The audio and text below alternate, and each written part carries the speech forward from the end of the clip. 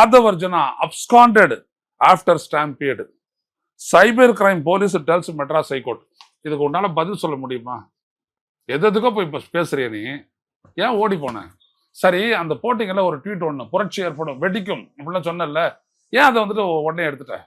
இல்ல அந்த ட்வீட்டுக்கும் இவர் இங்க பேசுறதுக்கு பெரிய வித்தியாசமே இல்லையே அப்படின்னு தானே சொல்றாரு. மறுபடியும் புரட்சி வெடிக்கும், இளைஞர்கள் வருவாங்க. இல்லைங்க, புரட்சி வெடிக்கும்னு சொல்லிட்டாங்க. கோர்ட்ல போயிட்டு தாங்க சொன்னாரு. கோர்ட்ல ஒரு ஸ்டேட்மெண்ட் போடுறாங்கல்ல, இவர் சார்பா வந்துட்டு போடுவாங்கல்ல, அந்த ஸ்டேட்மெண்ட் என்ன சொன்னாரு இவரு?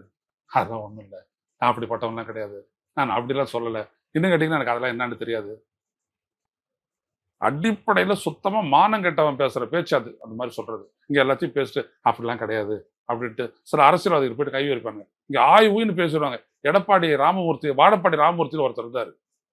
ராஜீவ்காந்தியை கொண்டதே திமுக தான் அப்படின்னு சொல்லிட்டு பேசிவிட்டு சைதாப்பேட்டை கோர்ட்ல வந்துட்டு அரசியலுக்காக நான் பேசினேன், அதுக்கெல்லாம் ஒன்றும் அர்த்தப்படுத்திக்காதீங்க அப்படின்னு கேவலமா மன்னிப்பு கேட்டு போனான். நாங்கள் கூட கேட்டோம், சூடு சொரணை அப்படின்றதெல்லாம் வந்துட்டு இத்து போன காங்கிரஸ்காரனா இப்போ இருக்கிறவனெல்லாம் அப்படிலாம் நாங்கள் கேட்டோம்.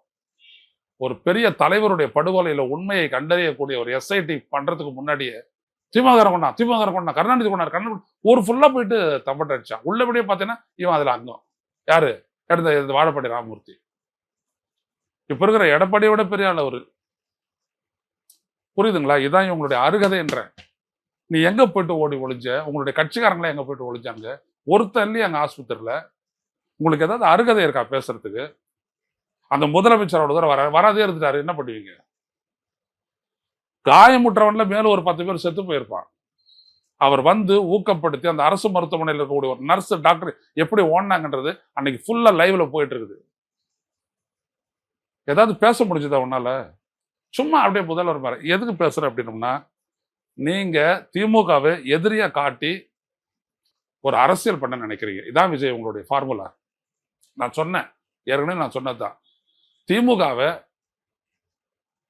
திமுக மீது ஒரு வெறுப்புணர்வை உருவாக்கக்கூடிய சிங்கிள் எஜெண்டா தான் விஜயனுடைய மொத்த அரசியல் அப்படின்னா, அதைத்தான் பொதுக்குழுல அவர் நிரூபிக்கிறார்.